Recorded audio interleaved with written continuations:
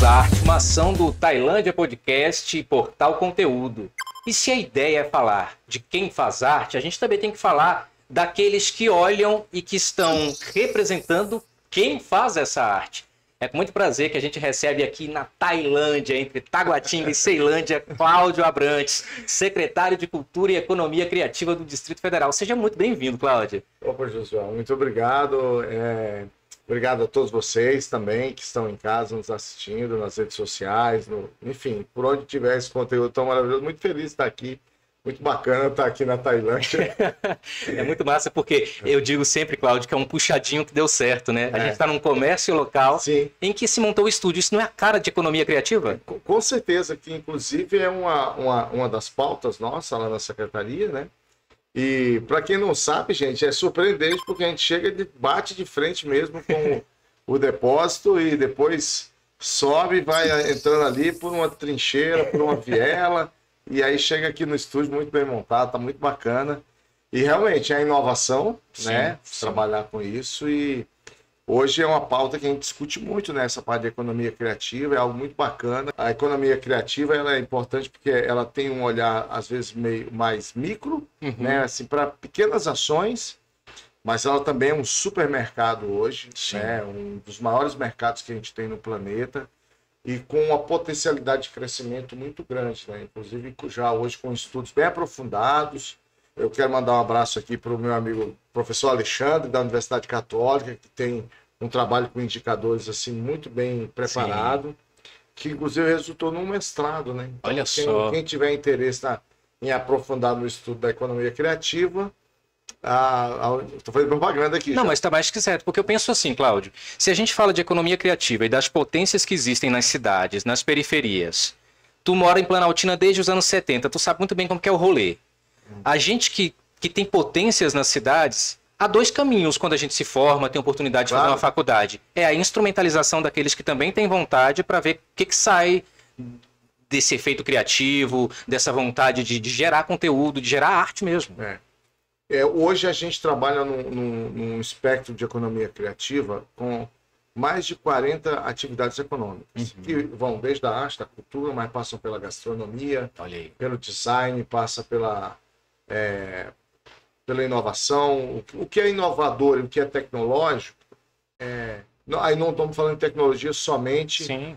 É a tecnologia da informática, vamos dizer assim. Dados. A moda também entra, né? A moda o que é isso, envolve muita tecnologia. Eu vou te dar um exemplo. A gente está acompanhando assim, com muita proximidade, inclusive vai sair um GT em breve, sobre a situação do cultivo da cultura do vinho no Distrito Federal. Olha. Então é algo inovador. Quem é que pensaria no Distrito Federal produzindo vinho de qualidade? Sim. E é tecnológico, porque eles empregam um tipo de poda, que eles chamam de dupla poda. Eu visitei um vinhedo recentemente, vou mandar um abraço aqui para as irmãs Alvim, que tem um vinhedo lá na região do Planaltina, Paranoá. Massa. E eles trabalham com a experiência. Então você vai para lá, passa a tarde lá, entende como é cultivada a uva.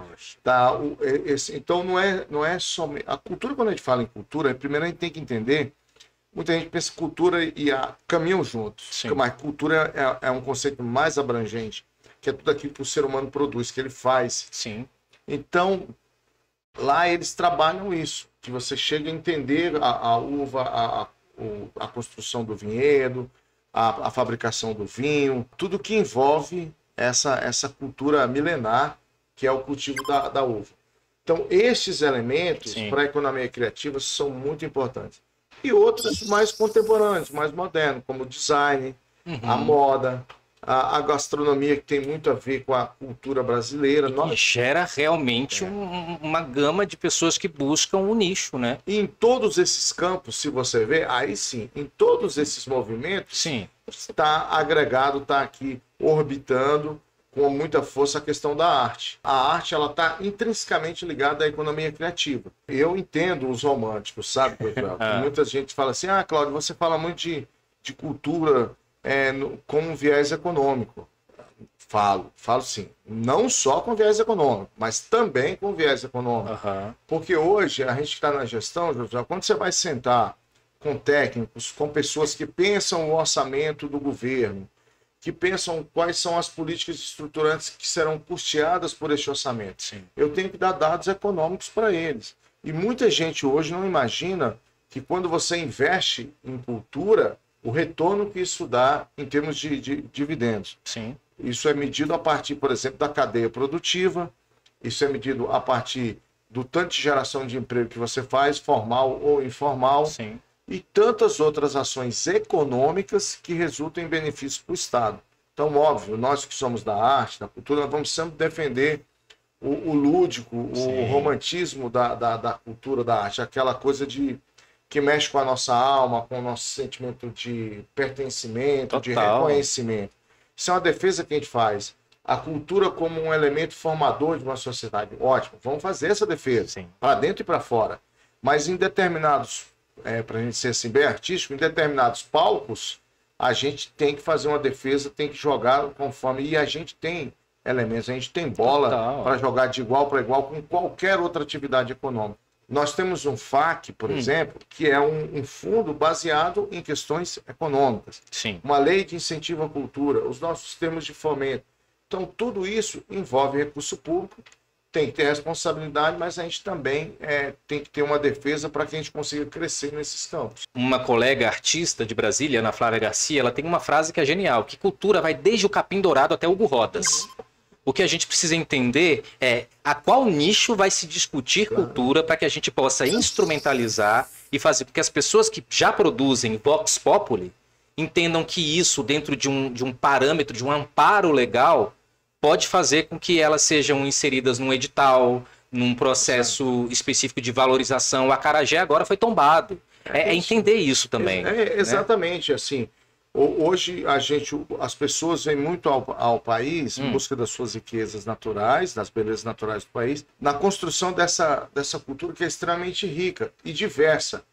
Como a gente tem características continentais, então você pega elementos do norte ao sul do país, é um negócio muito, muito rico. Isso tem que ser instrumentalizado, sim, tem que ser fomentado numa linha muito bem trabalhada. Então, essa instrumentalização, tudo isso, passa por isso. E passa por essa visão de sistematizar. Então, hoje é um desafio de todo o campo. Criar elementos, criar legislação. E é preciso passar por elas, né, Cláudio? Às vezes a gente do lado de cá fica tão ansioso pensando em resultado, mas a premissa, a criação de amparos legais é um pouco demorado. Claro, é muito. Vamos lá, olha, eu já estou nessa luta há um tempo, e tanto como militante, como ator, e agora como parlamentar e agora na gestão. Sim. Você previu muita dificuldade. Antes da Miroski, era difícil você passar os órgãos de controle e explicar para um órgão de controle por que um show musical tem um valor e por que outro show musical tem outro valor. Porque, para efeito da lei de licitações, a 8666, você tem que licitar buscando sempre o menor preço. Entendi. Mas como é que eu vou mensurar a arte de um indivíduo? E no comparativo, né? O que é mais difícil. Que é mais difícil ainda. Aí ainda. vem o mérito cultural, mas também todas as questões técnicas, enfim. Então, hoje a gente, além da Miroski, que nos permitiu avançar muito, hoje já tem projetos de lei na Câmara Federal para flexibilizar a situação artística, que são essa questão da tangibilidade, flexibilizar no tocante à lei de licitações. Sim. Porque é diferente, se eu quiser contratar, eu quero comprar um copo desse daqui. Então eu vou dar as características, é um copo, tal material, tal cor, tal quantitativo.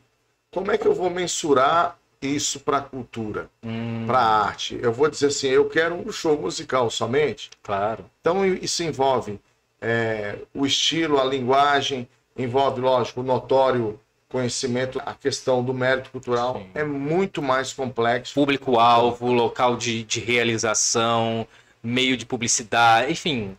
É uma discussão que ela é muito complexa de se fazer. E a gente só vai avançar, Josué, nela, ao passo que a gente entender, aí voltando ao início da nossa conversa, essa dimensão da cultura, não só como um direito fundamental de cada cidadão brasileiro, mas também como um vetor de desenvolvimento social, sim, é verdade, mas também econômico. Sim. Né? Hoje, países que têm muita visitação, as pessoas vão lá para ver cultura, para assistir também. Então, a gente que tem uma cultura tão diversa, a gente tem que aproveitar isso. Sim. Então, ela dialoga com o turismo, ela dialoga com a saúde, porque envolve saúde mental e tantas outras coisas. Ela dialoga com o esporte, porque você tem uma série de atividades culturais que o corpo é a sua ferramenta de trabalho. Com a própria mobilidade urbana. Mobilidade urbana. Uma coisa impressionante, com a educação, com a segurança pública, tudo isso. Então, a gente tem plena convicção, e é uma luta que eu faço diariamente para dentro do governo, de fazer esse convencimento. Hoje eu tive uma conversa muito agradável com a secretária da Mulher, a secretária Gisele. Eu vi no Instagram. Pois é, foi muito bacana, Josué, porque ela veio falar de algo que para mim já era cristalino, e ela já aplica isso na secretaria, que a gente fala muito da questão do feminicídio, da violência contra a mulher. A gente fala sempre do caráter repressivo, mas o caráter preventivo, ele é pouco abordado, e a gente foi tratar disso hoje. E a cultura é uma ferramenta de empoderamento, de que a mulher se imponha, tanto num plano pessoal, enquanto gênero, enquanto mulher, mas também consiga se empoderar empresarialmente, tendo sustentação. Eu estava falando com a minha irmã ontem, ela estava assistindo Mulheres Apaixonadas, que está repetindo. Mas falta, não que a novela seja ruim, mas falta um sentimento de onde é que estava o empoderamento dessas mulheres apaixonadas, porque rever isso 20 anos depois mostra o quanto o empoderamento é um discurso que a gente está se apropriando agora, né? Jamais se aceitaria hoje um homem andando com raquete para bater numa personagem. Isso hoje é tão fantasioso que fica só no campo da ficção mesmo, né? É isso mesmo. Mulheres empoderadas teria que ser, porque eu acho que se faria mais jus à questão. Eu quero voltar numa coisa. Na tua biografia há um salto. Há um salto de quando você foi para Planaltina nos anos 70 e já na tua luta enquanto movimento estudantil, e depois tem um salto para a Via Sacra de Planaltina. Eu quero entender o que te motivou, enquanto esse adolescente, a ter um olhar voltado para as manifestações artísticas. Eu sou de Via Sacra, eu sou da Paixão do Cristo Negro de Samambaia. A gente só foi entender a força da paixão do Cristo Negro quando a gente saiu de lá, que foi entender que antropologicamente era maravilhoso esse nome de Paixão do Cristo Negro, com Cristo preto falando das mazelas da sociedade samambaiense. Tinha a premissa do texto da Bíblia, mas o nosso discurso era contra o malfeitor da sociedade urbana. Quando é que deu esse start para ti?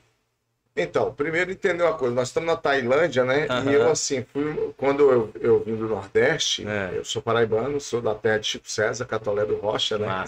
Uma saudação a todos os meus irmãos paraibanos. E quando eu vim para cá, a gente veio morar na Ceilândia. Então eu morei na 2 da Sul ali durante um bom tempo da minha vida, na casa dos meus tios, depois minha avó. E até dado um momento que a gente, já naquela época, entrou em um programa de assentamento. E aí foi quando, ali no início da década de 70, estava sendo constituída a Vila Buritis de Planaltina. E aí eu fui para lá. E tem um detalhe que as pessoas nem costumam acreditar muito, sabe, Josué? Eu sempre fui muito tímido. A minha infância, a minha adolescência, sempre impregnada de muita timidez. Tanto que quando eu inicio no fazer artístico, no teatro, eu fui trabalhar com o teatro de marionetes. Porque eu fazia as vozes, gostava de fazer as vozes, mas eu tinha vergonha de fazer isso em público, então me escondia atrás ali dos meus bonecos. E eu lembro que, assim, são experiências que, inclusive, a gente traz para a vida de gestão, para entender o tanto que a arte e a cultura é importante. Naquela época, no milênio passado, tinha costumava acontecer, na época era a Secretaria de Educação e Cultura, então tinha algo programado pelas escolas, e cada cidade tinha uma, que era, no caso de Planaltina, era a Faciplan, Feira de Artes e Ciências de Planaltina. Não sei se foi esse o caso da antiga Facita, se ela vem com essa conotação. Eu fui convidado para fazer um projeto, mas aí eu era muito tímido, e eu tinha uma professora, Aurilúcia, que ela dizia assim, olha, vou dar um jeito aqui. Porque você leva jeito, voz, impostação de voz, eu gostava de brincar, você vai para marionete. E a gente fez uma peça, ganhamos em primeiro lugar lá em Planaltina, na Facipla, e viemos para a Facibra, que era na Escola Parque.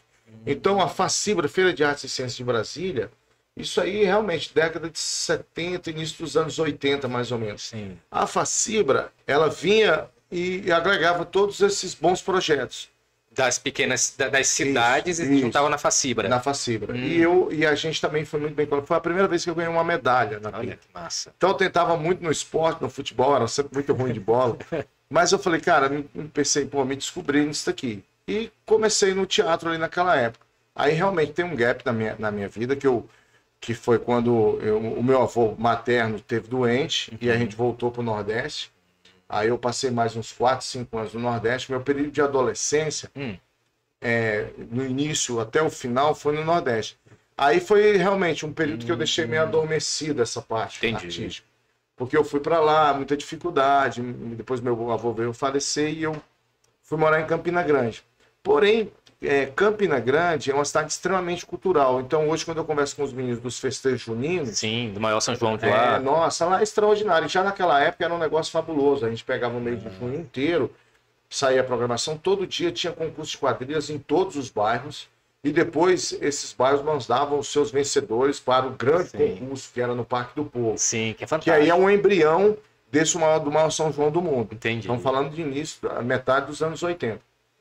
Aí não deu certo lá, meus pais voltaram, eu fiquei um tempo morando sozinho, muito jovem, né? E resolvi, não tive suporte mental para ficar lá. Volto para Brasília. Aí sim, aí a gente já tinha ali esse período da força, do rock de Brasília. Sim. Isso eu tô falando de meio de anos 80. Do meio para o fim já, né? Planaltina foi e continua sendo uma cidade extremamente cultural, com muitos projetos. E lá tinha volta à escola, por isso eu falo da transversalidade da cultura. E eu conheci um projeto de um professor chamado Nielson Menão, professor da escola pública, que tinha um projeto nas escolas. Eu comecei a frequentar esse projeto e desse projeto ele pensava alunos para ir para o grupo de teatro dele, que chamava-se A Partir Daquele Dia. Eu lembro que a nossa produtora era no Conic, em cima do Cine Hits. Nossa! Então, gente, você que não sabe, vou falar para eles, você aí que não conhece, muitos já, só falei Cine Hits, muitos sabem. Sim, com certeza. Cine Hits era um cinema pornô que havia no Conic, que durante os intervalos das sessões, das sessões, aí tinha show de striptease, aquela coisa toda. Aí era muito rigoroso a molecada, a gente não conseguia entrar, porque tinha que ter 18 anos, né? Tinha aquela época, a gente ainda estava no período... E releva, a gente está falando dos anos 80, onde tudo no Brasil era bem diferente. Muito diferente, não. Eu trabalhava de office boy de dia e à noite fazia teatro no grupo a partir daquele dia. Não me incomoda de maneira alguma, assim, as pessoas lembrar da minha vida artística por conta do Papel de Cristo. Sim. Lá da Via Sacra. Muito pelo contrário, tenho muito orgulho por conta do que é o Grupo Via Sacra. São 50 anos a gente que merece todo nosso reverenciamento, nosso respeito por patrimônio cultural, mas tive vida para além da Via Sacra. E foi com o grupo, a partir daquele dia, o Nielson Menão, depois ele seguiu, foi para outro caminho. Eu me aproximei muito da Via Sacra com o Preto Rezende, que é uma referência para mim teatral, assim, querido talvez artista, maravilhoso. E assim, talvez o primeiro cara assim que me dirigiu, não que o Nielson não fazia isso, mas o Nielson tinha uma preocupação muito grande com outros espetáculos, com o espetáculo como um todo. Mas assim, o primeiro cara que pegou assim na minha mão e falou assim, eu vou te dirigir, faz assim. Que bom. E como que é importante pra gente nessa fase de idade, né? E assim, ali realmente eu me descobri, tive participações de alguns projetos de cinema, e essa vem a minha história até o momento em que eu deixo a Via Sacra, e ao longo da Via Sacra eu começo a entender que a política ela tem um papel importante na valorização da cultura. A Via Sacra acontecia naquele período com muitas dificuldades, e foi necessário um grande brasileiro, um grande governador de Brasília, chamado José Aparecido, para elevar aquele fenômeno cultural que juntava já aquela... Assumir o evento como um evento da cidade mesmo, né? Então a gente tem um decreto, eu não era da Via Sacra ainda, eu entro no início dos anos 90, e a gente tem um decreto, Josué, de 86 ou 87, do Zé Aparecido, onde o governo se vincula à Via Sacra para a realização do evento. E aquilo ali foi um divisor de águas. Então ali eu enxerguei, cara, a política ela pode ser usada de uma maneira positiva, para fortalecer a cultura. E aí é onde eu migro, quando eu deixo a Via Sacra, eu migro para uma esfera de militância, inicialmente, militância cultural, e depois aí sim uma esfera política jamais de eleição. Eu me encanto muito em ouvir essa tua trajetória, que muita coisa para mim era desconhecida, porque no final das contas, a periferia se resolve assim. Sim. Primeiro ela faz, para depois e entender. Ainda hoje. Ainda hoje, ela faz. Faz por empirismo, faz por força motriz, faz porque se você não tiver isso, você não faz arte, você não faz. Você não sai da caixinha.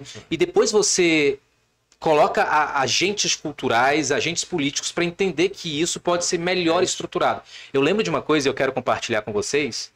No começo dos anos 2000, as vias sacras ainda estavam entendendo como que elas iam conseguir verba, se era por emenda, o FAC ainda era uma coisa que ia surgir, né? Nem estava regulamentado. Era 2003, 2004 que a gente começa a entender o FAC mesmo, de ouvir FAC, Fundo de Apoio à Cultura e tal. Mas eu lembro de um encontro em que estava você, o Jesus Cristo de Taguatinga e o Gilberto Alves, que era o Jesus Cristo de Samambaia. Eu não lembro onde foi, cara. Eu não lembro se foi em alguma manifestação política ou em alguma reunião, ou se vocês foram para Samambaia, eu não me lembro. Mas eu lembro que nós, entre nós, conversando, falando bem assim, aquele ali é o de Taguatinga, aquele ali é o de Planaltina, lá tem até, quando ele vai no sepulcro, sai fogo. E eu lembro dessa brincadeira, porque vocês já tinham uma coisa pirotécnica, que nós, em Samambaia, ainda não tínhamos. A gente ainda estava no caminhão, não tinha a esfera de cidade cenográfica. Mas dentro da comunidade, ver que havia um outro grupo melhor estruturado, meu irmão, era um gás para a gente também se instrumentalizar no nosso rolê. Então eu trouxe essa anedota porque parece uma lembrança besta, mas não é. Porque se não fosse, qual é a graça de se fazer e de se profissionalizar? Tem referências, né? Você tem que ter referência. Onde eu quero chegar? Realmente aconteceu isso. Aconteceu em vários momentos com o Gilberto. E tem um detalhe, até uma curiosidade. Durante muito tempo, quem fez o Cristo de Taguatinga foi o Prestes, que hoje é meu subsecretário de fomento. Olha que coisa, né? Assim, você vê uma geração que vem e migra para a gestão. O Prestes está lá, ele foi Cristo na Via Sacra de Taguatinga um bom tempo. Então você tinha uma Via Sacra assim, mais clássica, como a de Planaltina. Você tinha uma Via Sacra assim, social, com esse apelo, já no milênio passado, esse debate das mazelas, né? Da maneira como a periferia era enxergada. E você tinha uma Via Sacra mais tecnológica, porque eu lembro também, tinha essa parada, a Via Sacra de Taguatinga, ela migrou para a parte do apuro tecnológico, de som, de telões, essa coisa toda. Todo mundo cresceu. E a gente também resolveu um problema que a gente tinha lá, José, não era um problema, era uma preocupação que a gente tinha, que era o quantitativo de público. A Via Sacra de Planaltina começou a crescer, que a gente não tinha mais espaço, e a gente vinha, a Defesa Civil, vou embargar, não dá, vocês não têm como fazer contenção, como é que vocês vão segurar esse povo? Então, quando começa a surgir outras Via Sacras com outras narrativas, né, com a base, obviamente, na narrativa bíblica, mas... Aí começa também o público começa a diversificar. Então, quem queria um espetáculo mais clássico, como era o nosso, em cima dos textos bíblicos, e diga-se de passagem, um parênteses, a Via Sacra ela foi muito privilegiada, foi uma bênção que a gente teve, que embora fosse um grupo amador, nós sempre tivemos pessoas muito competentes à frente. Eu acabei de citar o Preto. O Preto, quando ele entra para dirigir a Via Sacra, foi assim um auê. Olha só. Porque eu tinha uma experiência com teatro amador, mas não um negócio de um porte daquele tamanho. Um espetáculo denso, um espetáculo de 3 horas. E que mexia com a religiosidade das pessoas, porque não era assistir. A peregrinação fazia parte do conjunto. Exatamente, é algo que é meio miscigenado lá. A arte e a fé. A gente ainda tem, ele é vivo até hoje, é um baita professor, historiador, que é o Mário de Castro. Mário, quero te mandar um abraço. A gente tem algumas divergências, mas você sabe do meu respeito e carinho por você, professor Mário. E ele compôs os textos. Os textos da Via Sacra, de lá de Planaltina, são minuciosamente estudados. E esse foi um movimento que diversificou as Vias Sacras e que, assim, a gente... Depois eu tive na Paixão do Cristo Negro, enquanto parlamentar, junto com o Vasni na época. A gente lembro ajudava muito. lá O E você lembra que era uma discussão que a gente ainda estava nesse rolê de falar se era cultura ou se era religião para conseguir ter verba da pasta da cultura. A gente tinha que confirmar que era um evento. Até hoje é isso, né? É, A Via Sacra ela se resolve quando ela, mesmo sendo... porque a Miroski, ela é de 2014, o decreto de 2016. Nesse período, ainda todo ano tinha uma discussão. Você tinha que fazer justificativo para o Ministério Público, aquela coisa toda, a Procuradoria Geral. Era muito complexo essa questão da religiosidade. Complexo, assim, para os órgãos de controle. E aí, com todo respeito, para mim, não tem complexidade nenhuma, porque, assim, em todos os âmbitos, em todas as crenças, a religiosidade ela está impregnada na cultura brasileira. Mas quantos não saíram para fazer faculdade? Pois é, de artes. O nosso querido amigo o Juninho, né, o Júnior Ribeiro, que é da Via Sacra também. Hoje a Via Sacra tem um corpo técnico de pessoas formadas, profissionais das suas áreas, que colocam os seus dons e os seus conhecimentos a favor. O blues, ele surge dessa relação com o gospel americano, né, a tal da Blue Note. Sim. Então, tudo isso eu penso que é um agregado que faz a cultura ter essa potencialidade. E um trampolim para esse jovem entender, por meio da sensibilidade artística que está apresentada por questões metodológicas, de professores que dão as oficinas para depois isso se transformar em ensaio técnico, ensaio geral. Isso Viola Spolin,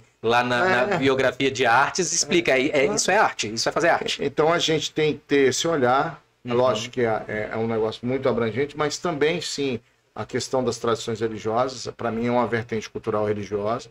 Isso realmente foi um problema para essas vias sacras. Eu lembro. Ainda nos dias de hoje, isso está dentro do substrato ali da cultura nacional e até mundial. Sim, e tem um gap, né? Tem um gap agora proposital de trazer o contexto para você na Secretaria de Cultura. Você que é apaixonado lá de Samambaia. E aqui tem um pupurri de tanta foto tua que eu catei na internet. Tu não tem noção.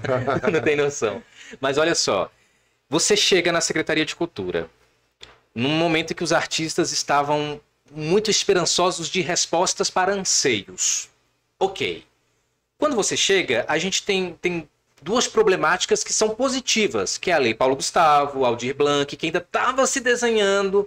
A gente via a parte positiva delas, mas não entendia bem o que seria na prática. Você chega nesse cenário. E você está agora lá na secretaria. Você está há quanto tempo?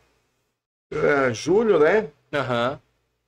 Eu tô prestes a fazer 4 meses de secretaria. Mas tu tem trabalhado pra caralho. Putz, tem, assim...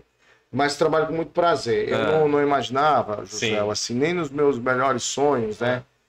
Um dia todo dia eu passo pelo corredor de acesso e eu vejo, assim, grandes nomes, né? Que foram secretários de cultura, né? Por que eu tô falando desse também? Porque, assim, nessa minha trajetória cultural... Você tratou com eles? Eu tratei com eles claro. Em alguns momentos. O Guilherme Reis é um cara que, para mim, é uma referência, assim... no campo da interpretação também. Eu tive a oportunidade de contracenar com ele num filme do André Luiz Oliveira, chamado Sagrado Segredo. E, nossa, é complexo isso. Então, eu passo ali naquela galeria ali todo dia, e eu sei, poxa, um garoto lá da periferia, né, lá da Vila Buritis, criado com o pé no chão, num lugar que tinha esgoto a céu aberto, estudei a vida toda em escola pública, e de repente eu tô secretário de Cultura da capital da República, né? Então, dá aquela coisa que ele está lá, mas também uma responsabilidade muito grande. Então, por isso, todos os dias eu acordo com muita dedicação para estudar, para entender os processos, para tentar melhorar. Sim. Realmente, quando a gente chegou, a gente estava na efervescência da Paulo Gustavo, com uma série de problemas. Agora a gente já está soltando os editais, né? Tudo dentro de um cronograma, de um planejamento. A gente tinha bens culturais sob risco imenso, por exemplo, a própria Dulcina, eu acho que vai ser pauta para nós daqui a pouco. Sim. Que assim, é uma referência para nós, Dulcina, a dama do teatro, enfim, você sabe melhor do que eu. Talvez você seja uma das pessoas que hoje mais conhece de todo esse acervo, de todo o legado de Dulcina. Teatro Nacional fechado, Sim. Aldir Blanc em estudo. Coisas que discussões que estavam pela metade, né? Pela metade. Porque se você for pensar num primeiro momento, a Paulo Gustavo ela é lançada em Salvador. Não sei quais foram os elementos que levaram ao lançamento para lá. Mas a Aldir Blanc, que é uma política nacional, foi lançada em Brasília. Olha. Numa parceria com o Ministério da Cultura. Uma parceria com a ministra Margarete, muito proveitosa, com toda a sua equipe, no diálogo, nessa construção de diálogo. O Ministério da Cultura, que hoje caminha para ser o nosso grande parceiro na conclusão da obra do Teatro Nacional. O esforço coletivo de tantas vertentes para a gente bloquear o leilão do Sina. O festival de cinema, que a gente vai ter sim festival de cinema, não está no melhor dos mundos, porque quando a gente chegou, a gente teve que iniciar todo o processo de chamamento e o festival de cinema só vai acontecer em dezembro, que para mim não é o ideal. Eu sou da época que, assim, voltando lá na minha época de teatro, a gente ia pro... Tava ali ensaiando no Conic, a gente saía por trás ali pelo Venâncio 4, ia pro Hotel Nacional acompanhar os coquetéis do Festival de Cinema, com grandes artistas, dava um jeito ali de penetra mesmo, ficava lá na piscina do Hotel Nacional. Então ali tinha grandes festas, o Festival de Cinema de Brasília era uma loucura, era glamouroso, um dos mais importantes do país. Então a gente tem essa missão de recuperar o festival com essa maneira, a gente quer recriar o Conselho de Cinema e Vídeo. A gente quer antecipar o processo. Para mim, o Festival de Cinema tem que ser na melhor época para ele, que é ali agosto, setembro. Não chove. Está no início das temporadas dos grandes festivais. A gente consegue competir com a questão do ineditismo. E aí também, assim... Porque também em dezembro tem um problema das equipes produtoras dos filmes, né? Porque é um risco lançar no período. Tudo isso. Né? Tem toda uma cadeia. Então, mas assim... Mas a gente entende. Mas eu não sou especialista e eu tenho muita humildade de conversar com quem sabe. Óbvio, a partir das informações que eu coleto enquanto gestor, das minhas possibilidades, eu tenho trabalhado nesse sentido. Eu vi foto tua, desculpa te interromper, mas eu vi foto tua passando aqui, no canteiro de obras do Teatro Nacional. Vou lá com frequência. Tá rolando. Tá rolando, vou lá com frequência. O Teatro Nacional, para que todos entendam, o teatro ficou fechado. Está fechado, completa agora em janeiro de 14, 10 anos fechado. Foi fechado por questões de acessibilidade e de segurança, ainda ali naquelas nuvens negras da Boate Kiss. Então foi fechado. Diga-se passagem, o Teatro Nacional ele estava em uso. E eu lembro de fazer a apresentação lá na Martins Pena, e a gente ia usar o banheiro, o sanitário estava solto, tinha toda uma... Mas estava em uso. Estava em uso, aí mas tinha uma problemática. O bombeiro vai lá, faz mais de 100 exigências, o Ministério Público recomenda o fechamento e o governo acata. Entendi. De lá para cá, aí onde as pessoas dizem, poxa, mas é muito dinheiro. É muito dinheiro. Nós estamos falando de uma obra, as pessoas não têm dimensão, e eu mesmo tinha esta memória, mas não tinha me atentado para isso. O Teatro Nacional, ele tem 46 metros de altura. Ele é enterrado. 46 metros de altura equivale a um prédio de 15 andares, mais ou menos. Nossa, não parece? Não parece, porque ele é enterrado. Só o fosso da Vila Lobos tem 21 metros de profundidade. Então, se você pega lá do menor ponto, do ponto mais baixo no fosso da Vila Lobos, até lá no teto lá do Desi Gonçalves, você tem 46 metros de altura, são 15 andares. É uma obra gigantesca, é uma obra que tem peculiaridades, porque nós não estamos falando só de reforma, nós estamos falando de um bem tombado com patrimônio cultural de Brasília, do Brasil. Não à toa o IFAM nos acompanha para e passo. Eu quero mandar um abraço aqui pro Leandro. O Leandro tem nos ajudado muito nessa parte, nessa luta do patrimônio. E a gente tem feito um esforço muito grande para entregar. E é uma verdadeira obsessão do governador Ibanez Rocha, uma determinação dele. Ele, quando eu fui para lá, ele falou assim, toca aí, pega o que o Bartô fez e investe. A gente tem trabalhado muito hoje. Tem a Sala Martins Pena, ela já está em reforma, seria assim a ala leste, né, do Teatro Nacional, com sua fachada, tudo, painéis de Atos Vulcão, né, negócio extraordinário, negócio maravilhoso. Olha, e aí eu vou lá com frequência e vejo, salto aos olhos, o andamento da obra. Então ela está em obra, é uma obra demorada, porque ela tem muitos detalhes. Para você ter ideia, teve uma discussão que foi dolorosa, né, mas se chegou a um consenso, porque tem um laudo condenando, por exemplo, as cadeiras do Sérgio Rodrigues. Elas não podem ser reutilizadas por conta do material, por conta da qualidade desse material que é muito tóxica. Entendi. Então, existem laudos que impedem a reutilização. Como é que a gente vai fazer isso? Entendi. Qual é a discussão? O IFAM tem ajudado, a empresa Solé, que é uma super gestora de projetos de restauro do Brasil, que está fazendo esse projeto, e com investimento 100% do GDF, do governo do Distrito Federal, por ordem do governador Ibanez, a gente entrega a Martins Pena daqui a um ano. Alguém virou para mim um dia desses e falou assim, poxa, mas com esse dinheiro eu faço 20 teatros. Falei, mas não faz um teatro nacional. Tem isso. O Teatro Nacional é um ícone da cultura do país. E eu digo com todo respeito, acabei de voltar de São Paulo. Você foi ver a apresentação de Cisne Negro, conhecemos lá a companhia, a escola, também a Companhia de Dança de São Paulo, a Escola de Dança, é um projeto que a gente está trabalhando. Fui à Sala São Paulo, tudo. Então, com todo respeito, teatro municipal, você vai ter em todo lugar. Maravilhoso. São Paulo, Rio, Manaus, o Guaíra, você tem teatros, mas teatro nacional só existe um. Entendi. Com o peso de grandes mestres de Brasília. Do Lúcio Costa, que indicou o local, com a genialidade do Niemeyer, que construiu aquele projeto que é muito doido, cara. O teatro é um negócio muito louco, é coisa de gênio mesmo. Pode por si só é uma obra. É uma obra de arte. Você pode questionar a funcionalidade dele, aqui e ali, mas, poxa, você pega, naquela época, você tem duas salas que são de... Quem não conhece Teatro Nacional, gente, entenda. Você tem a Martins Pena virada para um lado e a Vila Lobos para o outro. E elas são blindadas acusticamente. Isso você falar de um projeto que foi começado na década de 60. É um negócio de louco. Aí eu não sei se é lenda, né? Diz que Dulcina de Moraes foi lá testar a acústica da Vila Lobos quando entregou a Vila Lobos. Uma obra que levou 20 anos para ficar pronta. O Teatro Nacional começa a ser construído em 61 e ele é entregue à população somente em 1981.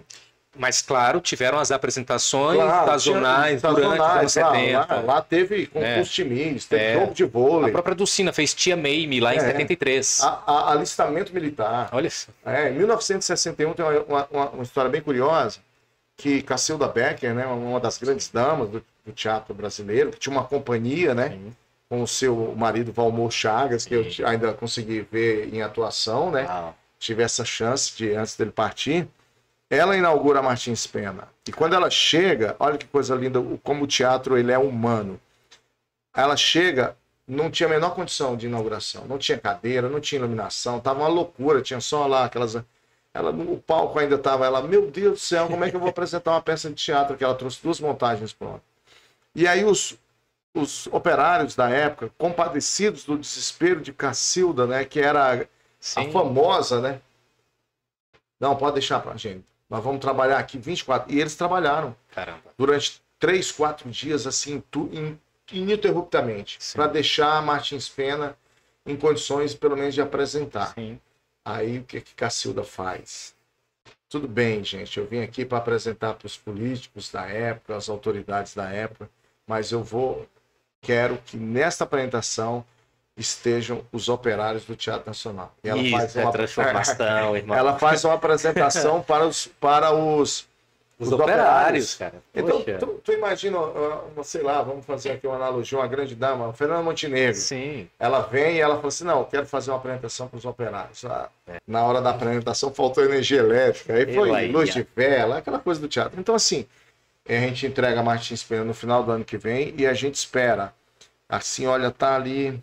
Depois tem que trazer a ministra aqui, quem sabe. Nossa, seria uma honra. Mas a gente está ali em vias de assinar um acordo, formalizar um acordo de cooperação técnica da parceria do governo federal, do governo do Distrito Federal. E aí foi muito importante, inclusive, uma conversa entre o presidente Lula e o governador Ibanez Rocha para o término das obras do Teatro Nacional. Então a gente espera o ano que vem começar as obras da grande sala, que é a Sala Vila Lobos. Perfeito. Um projeto extraordinário, um projeto assim que coloca a Sala Vila Lobos também entre as grandes salas. Desafiador. Muito desafiador. Né? Aí eu falava assim, deixa eu retomar, porque eu falei de 2 grandes mestres da construção de Brasília. Falei de Lúcio Costa e falei de Niemeyer. Mas lá dentro você tem Burle Marx com seus jardins, que a gente tem que restaurar, por isso... E nós temos um grande mestre, para mim, é a cara de Brasília. Em todo lugar que você vai, você vê os azulejos dele. Sim, Atos Bocão. Então, olha o peso desse prédio, dessa obra. Por exemplo, um ator cadeirante, ele tinha muita dificuldade para chegar ao palco.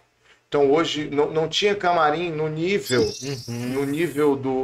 para um no nível do palco para Sim. um ator cadeirante. Então a gente está trabalhando tudo isso, não só para o público ter acessibilidade, mas também para que a classe artística tenha. Isso é Então vai ser, fora o processo de restauração, que a gente tem lá diário, de discutir ângulos, de discutir formas, materiais, cores. Então a gente tem isso em mente. O Teatro Nacional, como eu disse, é uma obsessão do governador Ibanez Rocha. E agora me parece também um desejo profundo, muito firme do presidente Lula, de que a gente consiga. Eu acho que a gente está num alinhamento, né? Muito, muito bom. Então eu estou muito Ganha Brasília, ganha o Brasil, acho que ganha a valorização da arte não como algo secundário, mas para a gente falar de maneira primária, vamos falar de arte. Claro. Eu tenho percebido uma coisa, vamos supor que eu não conhecesse, vamos supor que eu não soubesse de nada disso, eu talvez veria uma preocupação com questão de patrimônio se eu fosse pensar na sua gestão até aqui.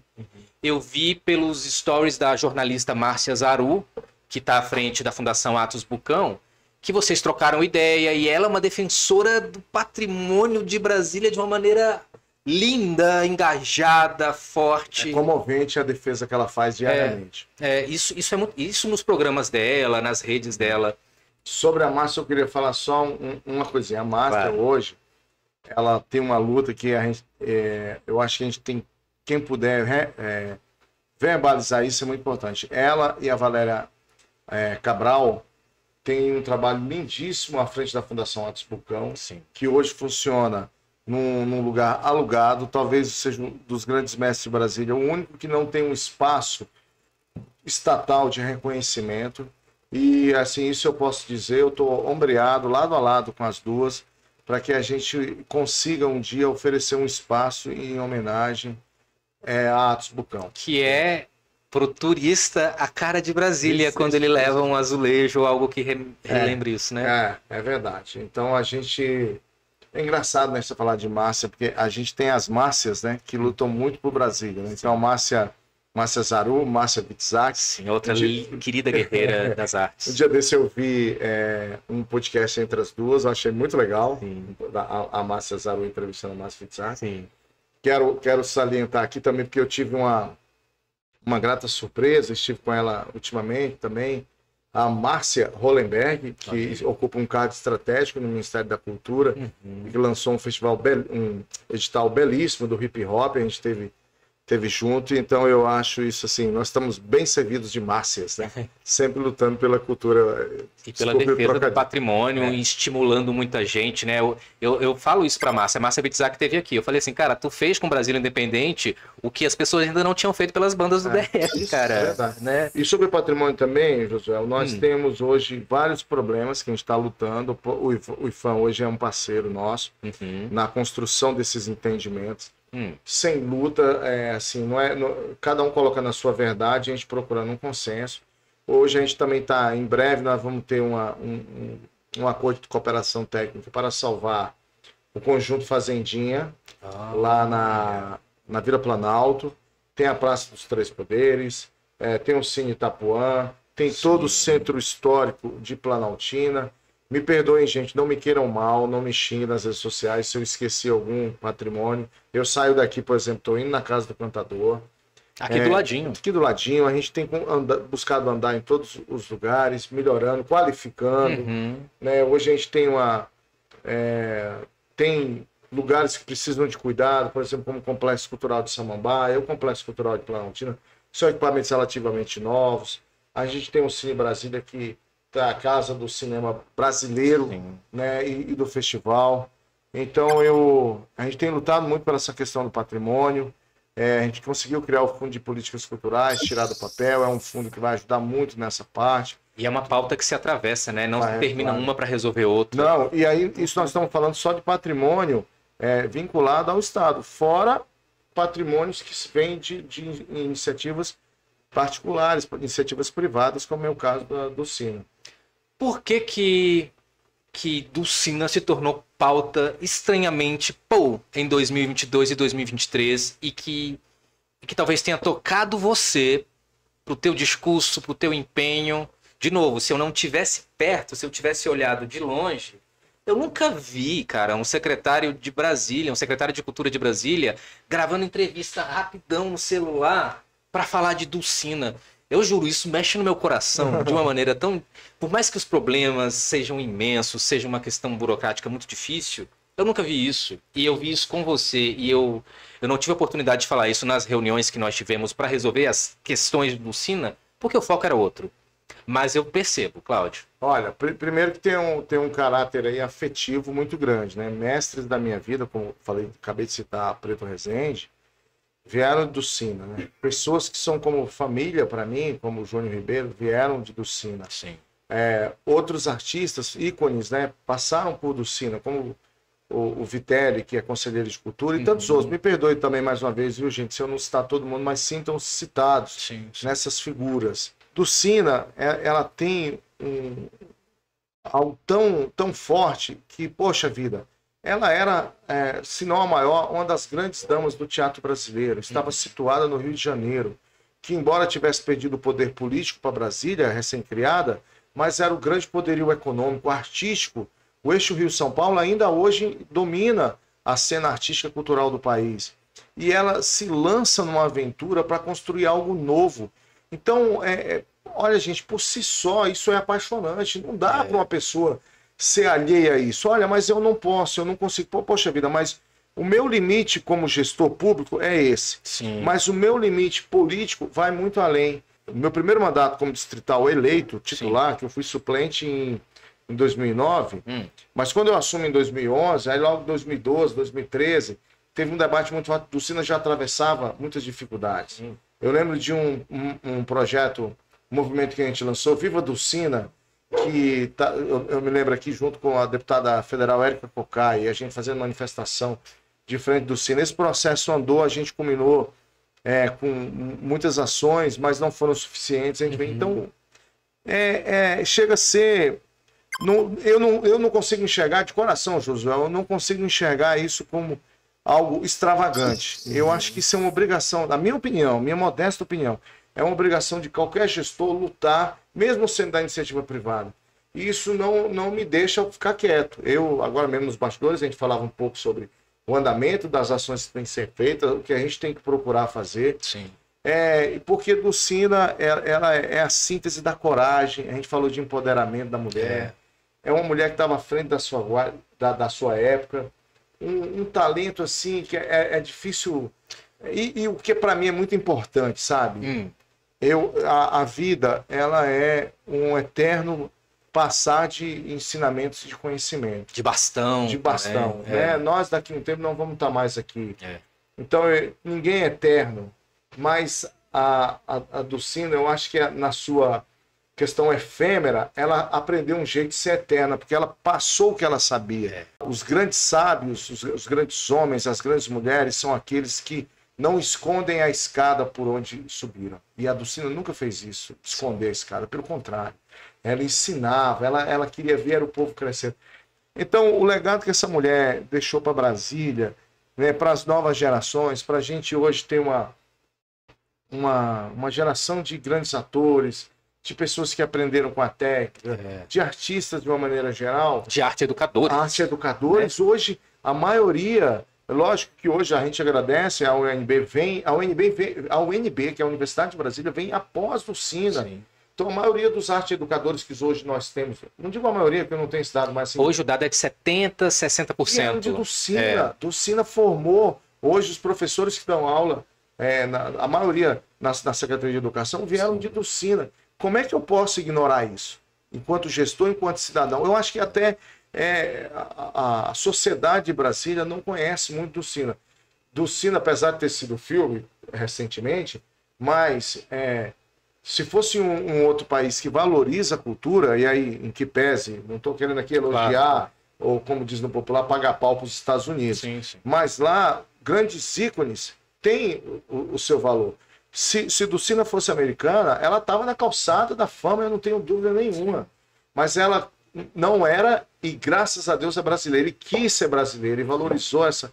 Então é até meio emocionante não imaginar que a gente se envolva com essa causa. E uma coisa que eu acho que é muito relevante para o Brasil, e que também foi uma surpresa para mim, é que de repente com essa coisa de Dulcina estar em voga, as pessoas podem não entender direito ainda quem é Dulcina em questão nacional.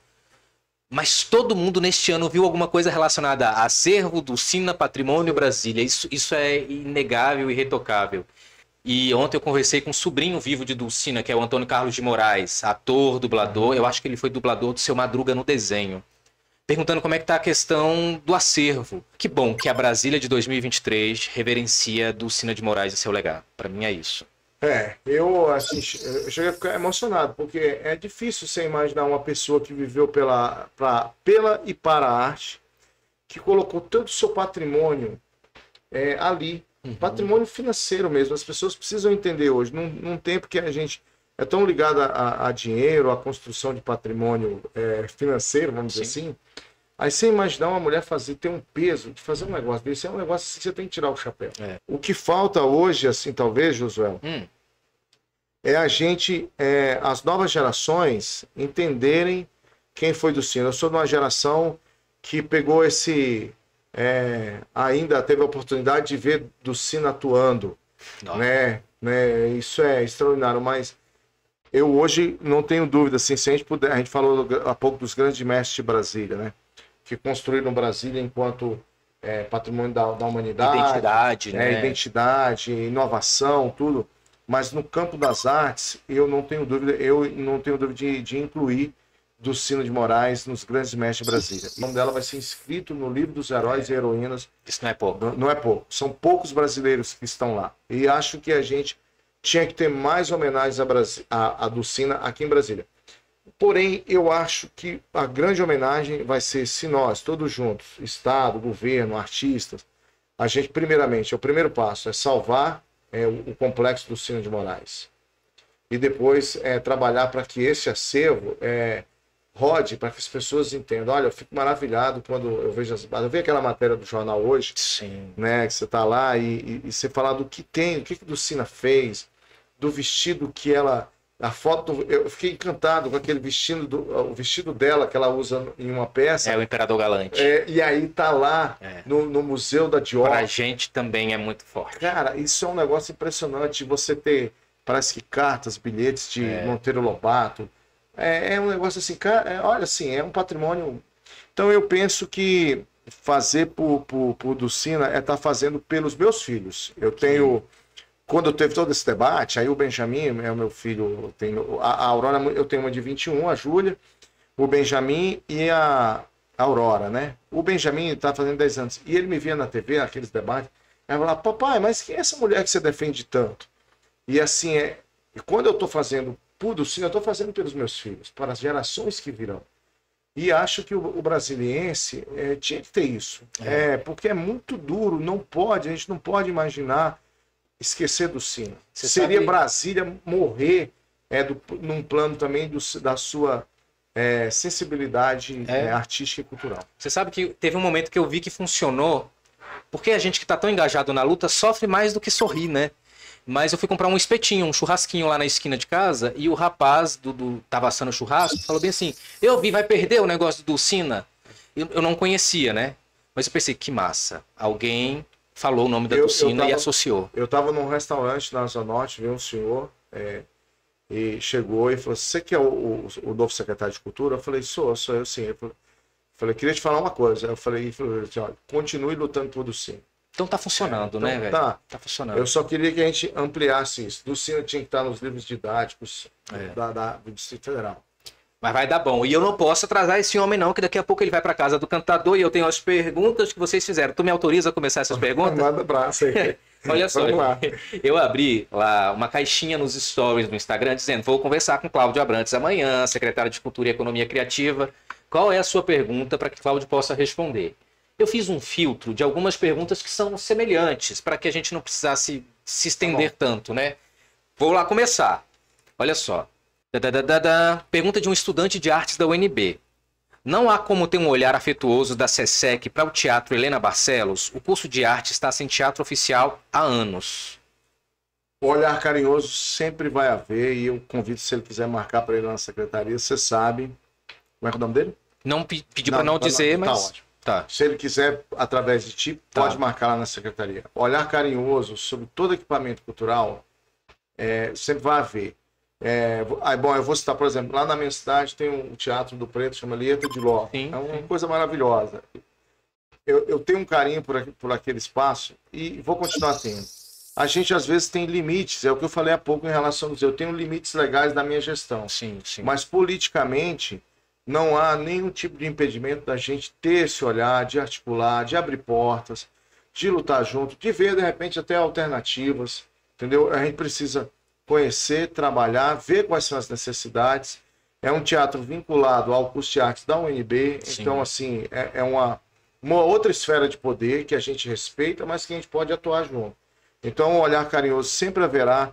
Tudo que diz respeito à cultura, para mim, é a minha vida, assim, é a minha maneira de enxergar o universo. A gente tinha casos que a gente imaginava perdido, como era do Cine de Moraes. Sim. A gente tem casos que a gente imagina que vai ser que é muito difícil, muito complicado, e a gente está avançando, como é o caso Complexo Fazendinha e tantos outros. Então, vai ter esse olhar carinhoso, sim. Que talvez seja muito parecido com a segunda pergunta, que há alguma ação do GDF para ajudar o Teatro da Praça em Taguatinga? Os dois únicos teatros existentes na cidade são do SESI e do SESC, da questão empresarial, e um do Mercado Sul, que é de iniciativa privada, que é uma invenção brasileira. Acho que é muito semelhante com a questão da UNB. Mas no Teatro da Praça é mais fácil por ser estatal, ser do GDF, tá com a carga nossa, e a gente já encomendou um estudo, eu não vou dar um spoiler, tá? Vou dar um spoiler aqui. Que também são previsões. São previsões. Então a gente está numa tratativa muito, muito interessante com a FEComércio. Eu quero mandar um abraço aqui, meu amigo José Aparecido, grande em todos os sentidos, tá, gente? O cara tem quase 2 metros de altura e é um baita presidente da FEComércio, muito preocupado com a questão da cultura. E a FEComércio é um dos poucos órgãos que tem uma Câmara de Economia Criativa. Uau. Então você tem um debate sobre a economia criativa dentro do Sistema S, né, vamos dizer assim.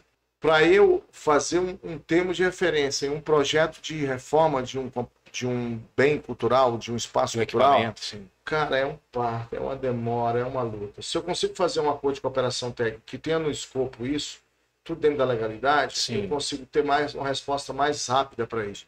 Mas o Teatro da Praça está no nosso olhar, eu lembro com muito carinho do Teatro da Praça. Eu quero mandar um abraço aqui também, o William, cineasta William, meu querido amigo, a gente ajudou lá várias vezes no teatro, que acontecia o Festival de Cinema de Taguatinga, tradicionalíssimo, e a gente está envolvido nesse debate. Eu estou só há vou completar 4 meses, ainda tive um drama pessoal nesse meio aí, que eu tive que me afastar um pouco, mas a gente está envolvido nisso. E a solução é trabalho, buscar os projetos para a gente depois captar recursos, que eu acredito que é possível fazer sim. Tá respondido, tô indo aqui uma por uma. Não são muitas, tá? Mas aguenta aí. E o Cine Itapuã, o que foi feito dele? O Cine Itapuã, a gente sentou com... Existem algumas intervenções lá que para mim não são suficientes. A gente já sentou com a galera que é do movimento, que cuida do Cine Itapuã. Sim. Tá no mesmo pé. A gente está levantando recursos para fazer projeto de captação de recursos. Mas é um equipamento cultural da máxima importância. Estão os dois, tanto o Cine Itapuã quanto o Teatro da Praça, são os que estão em situação mais drástica, esses dois, e portanto tem um olhar muito afetuoso da nossa parte, no sentido de construir primeiro toda a parte de projeto. Sim. O artista ele vai apresentar sua arte em tudo quanto é lugar, mas o nosso templo é o teatro, é o palco. Então eu gostaria mesmo de fazer projetos com muita força e qualidade. A empresa que fez o projeto do Teatro Nacional, que é a Solé, lá de Porto Alegre, a gente está tentando ver alguma maneira de contratá-la. Aí eu não sei como é que vai ser. Se vai ser possível também, pelos limites da lei. Para ela também fazer esses projetos de outros equipamentos públicos. Entendi. Como ela já fez, por exemplo, para o Polo de Cinema. A gente tem descobri quando cheguei lá que tem um projeto pronto para o Polo de Cinema. Eu não sei se tem alguma pergunta nessa linha, mas tem, então daqui a pouco eu falo do Polo de Cinema. Mas é muito semelhante com esses equipamentos. Então, se você já quiser falar, o Polo de Cinema, existe já o projeto, a gente já está colocando isso para o orçamento do ano que vem, para buscar recursos. Eu gosto muito de trabalhar com parceria. Temos uma conversa adiantada com a Universidade do Distrito Federal. Para quem não sabe, a professora Simone, que é a nossa reitora querida, Sim. já tem um projeto de um curso, já tem cursos de produção em arte. O que é essencial. É essencial trabalhar a parte de produção, né? Para nós não é por incrível que pareça, a gente já sabe disso. Mas para muitos se surpreenderam quando é um dos cursos mais demandados na UNDF. Então a gente quer fazer uma parceria para que o Polo de Cinema trabalhe essa parte de ensino, pesquisa, né, de curso mesmo, e ao mesmo tempo retome para as suas atividades de audiovisual. E a gente está avançando num acordo de cooperação no sentido de apresentar esse projeto e fazer uma parceria para lá, tanto ter como um braço avançado desse curso, dos cursos de audiovisual que eles estão trabalhando, e como também a retomada. O bom é que você falando isso, a gente percebe que está no radar, pelo menos. Com certeza, tá no radar. Total, radar total. Massa, vamos lá. Mandei um projeto de seleção de bandas para o FAC e o parecerista disse que eu não poderia ter previsto o valor de R$ 1.000 para taxas de ECAD, porque poderia acontecer de eu selecionar bandas autorais. Com isso, não faria sentido o orçamento prévio. O parecer sugeriu, inclusive, que eu chamasse bandas autorais da cidade, embora isso não fosse a intenção do objeto da minha proposta. No semestre seguinte, reenviei o mesmo projeto sem a taxa do ECAD, e o novo parecerista disse que eu deveria ter proposto, uma vez que nem todas as bandas selecionadas são autorais. Toma essa pedrada. E aí? Olha, enfim, vamos lá. Olha, primeiro é necessário entender o método. Nós, os pareceristas são totalmente independentes, autônomos.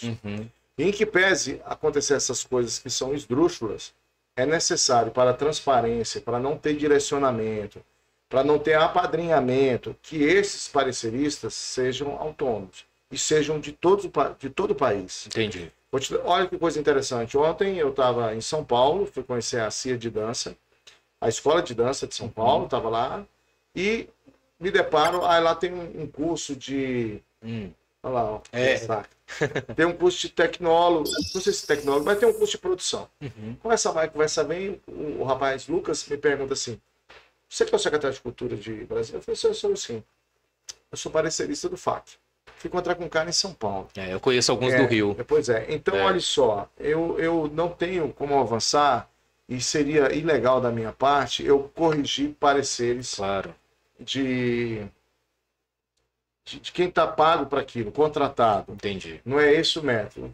Assim, realmente uma pedrada, né? É estranho, né? Claro que cabe recurso, né? Aí sim, cabe recurso. Eu acho que, inclusive, é muito plausível que ele agregue ao recurso o parecer do ano passado, que sugeriu que ele não colocasse o valor estipulado, a parte de contratação de bandas, ECAD, Paraná, e traga para isso. Porque realmente é algo que chega a ser esdrúxulo mesmo. Visível, né? Mas eu não consigo interferir. E também seria muito preocupante para toda a classe artística, independente de ser o Cláudio, se um secretário de Cultura ficasse interferindo nos pareceres. Né? Seria quase como se fosse um olhar personalista dele, porque eu quero dos meus amigos, dos meus afiliados. Então isso já responde a próxima pergunta, que é quem são os pareceristas do FAC, e vou partir para outra. Esse é uma pedrada, já vou te preparar também, porque eu quando li fiquei nervoso.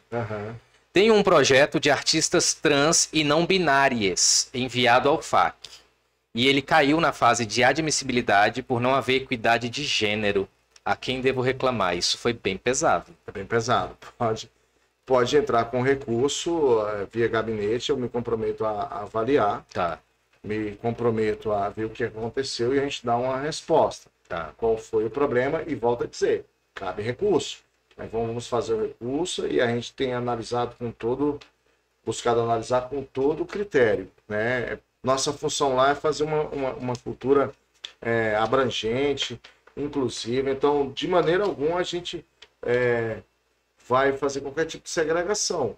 Muito pelo contrário, a gente tem incentivado isso. Agora, questões técnicas específicas do que levou a essa parte, a gente precisa analisar, e o recurso é o elemento... E garante por lei a defesa, né? Porque realmente, assim, talvez uma pessoa que não esteja tão por dentro da questão LGBTQIAPA+, fique confusa, mas como um parecerista, caberia ali uma reflexão muito maior, né?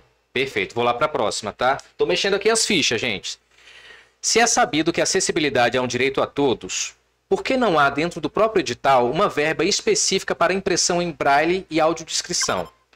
Visto que não há concorrência de mercado de empresas que prestam esse serviço e é de direito básico da pessoa com deficiência, não faz sentido num projeto de 100 mil retirar 15 mil da verba para atender algo que deveria ser premissa do próprio edital.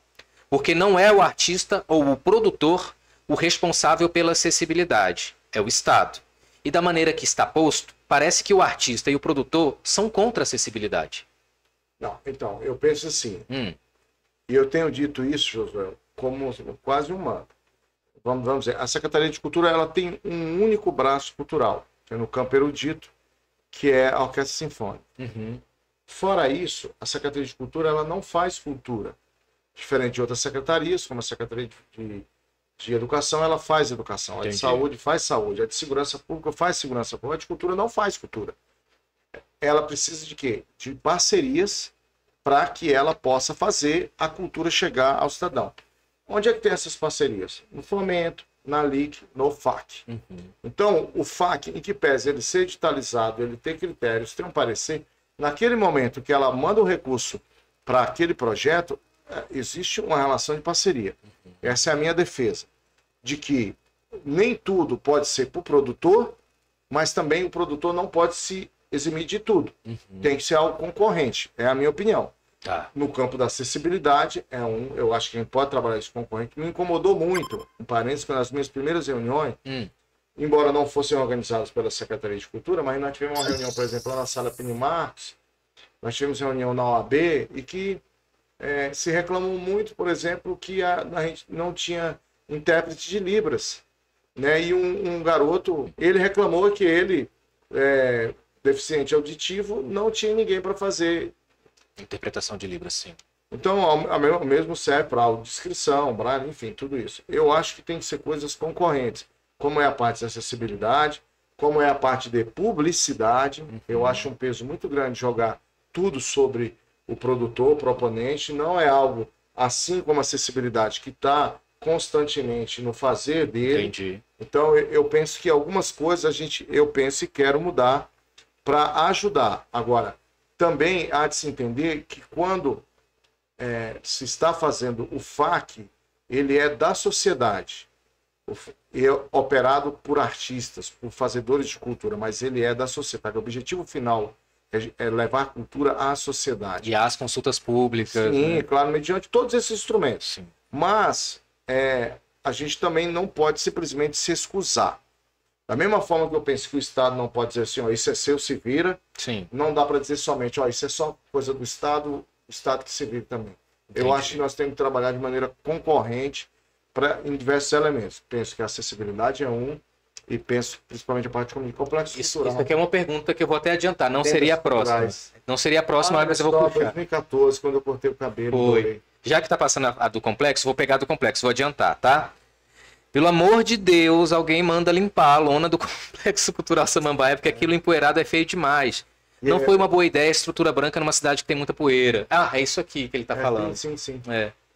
Aí já é o complexo de Planaltina. Isso. Aí tem uma outra de Samambaia que eu vou fazer logo as duas para te adiantar.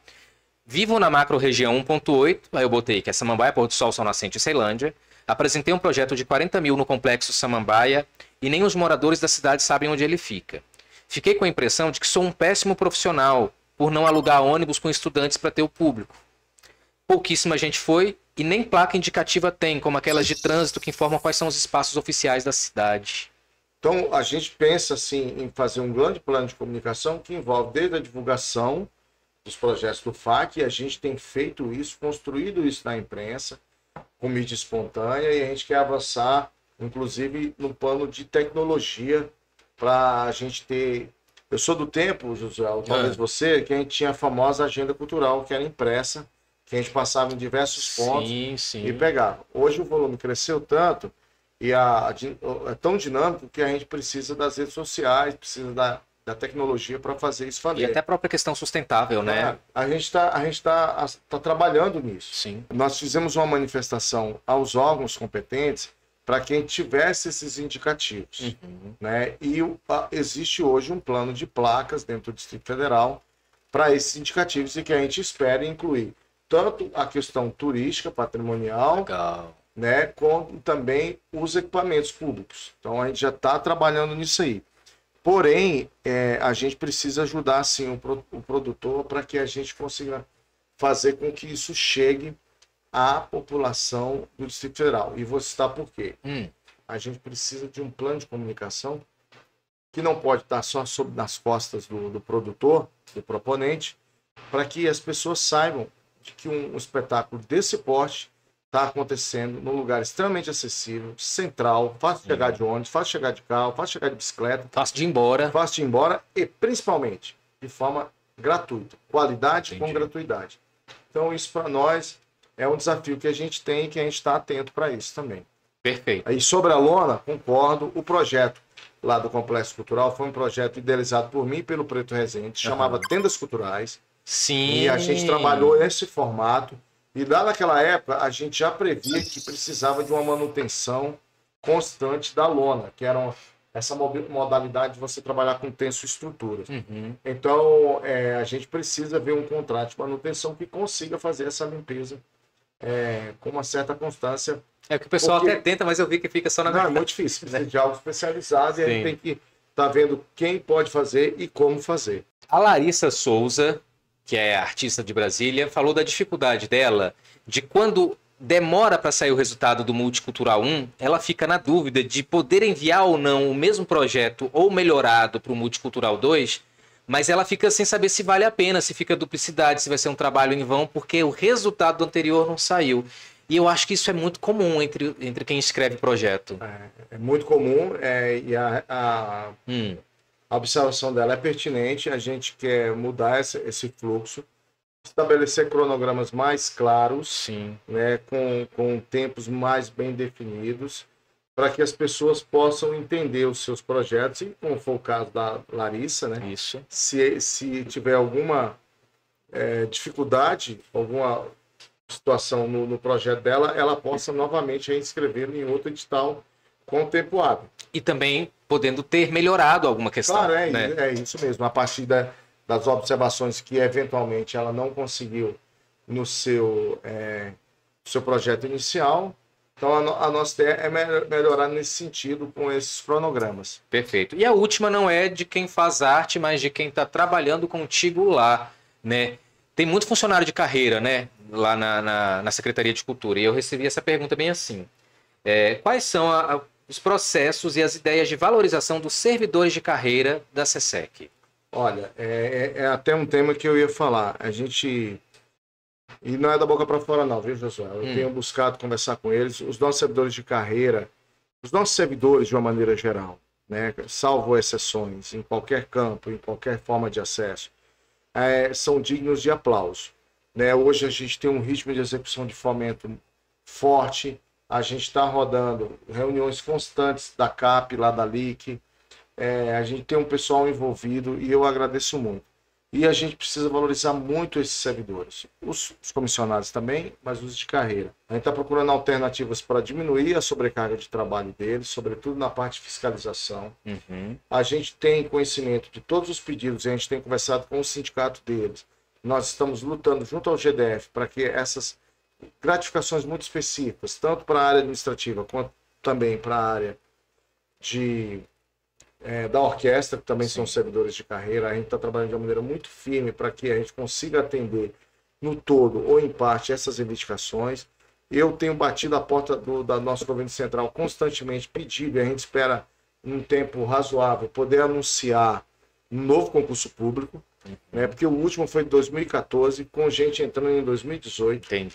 Então a gente tem um corpo técnico reduzido, né? E eu quero aqui de público reconhecer a competência e a excelência dos nossos servidores. Nós não temos ainda uma tecnologia adequada, principalmente com inteligência artificial, para fazer cruzamento, né? Para suportar e fazer cruzamento de dados, porque o valor do o que está no plano de trabalho, ele é a base para tudo, tanto para a parte de fiscalização quanto lá para a prestação de contas. É um ciclo que volta, né? Então ele sai daqui do plano de trabalho, vai migrar por várias etapas e vai voltar para o que foi proposto lá atrás. Mas a gente não tem uma ferramenta tecnológica que dialogue em cada das etapas. Isso é feito de maneira, não é manual porque a gente usa Claro. os computadores, enfim, mas é feito algo de uma maneira assim muito desgastante para o servidor. Então a gente quer trabalhar nisso, a gente quer trabalhar as gratificações, quer diminuir a sobrecarga e principalmente trabalhar com concurso público. É uma meta, uma obsessão que eu tenho, o concurso público para a Secretaria de Cultura, porque o último que teve lá em 2014, eu fui um dos parlamentares que mais lutou por isso ainda no governo Agnello, para que a gente tivesse um concurso público para a Secretaria de Cultura. Então, aos servidores, o meu respeito, a minha admiração, e entendam que, apesar das nossas limitações enquanto gestor, eu tenho uma luta, sim, para a valorização de todos os servidores da Secretaria de Cultura, nas suas nuances, nas suas especificidades e competências, né? Respeitando o espaço de cada um e a forma de acesso. Mas a gente quer, sim, lutar para que tenha assim, mais qualidade no trabalho, mais reconhecimento do ponto de vista da carreira, e principalmente que eles se sintam bem trabalhando na Secretaria de Cultura. Perfeito. E para a gente encerrar, Cláudio, quero fazer também uma fala minha. Eu vi um negócio do Júnior Ribeiro ensinando a fazer um edital de Penápolis. Meu irmão, se aquilo é trazido para o FAC, aquilo revoluciona o produtor que está começando a não sofrer tanto, velho. Se eu, como produtor mais novo, visse aquilo, metade da minha terapia ia ter sido paga, velho. Então, assim, eu não posso adiantar muitas coisas, né, sob pena de a gente também talvez ter questionamentos no processo, claro. Mas a gente vai ter muita novidade sobre isso. Porque é um formato bom. É um formato bom, essa parte do ensino, e hoje a grande dificuldade que a gente tem tido é a dificuldade para escrever os processos. Sim. Às vezes você tem algo que tem muito mérito cultural. E aí eu vou falar um negócio aqui, assim, até para adiantar, José, para que também depois não venham muitos comentários. O meu irmão é músico, é um cara que eu amo, é extremamente talentoso. O meu irmão, durante muitos anos, tentou o FAC e batia sempre na trave.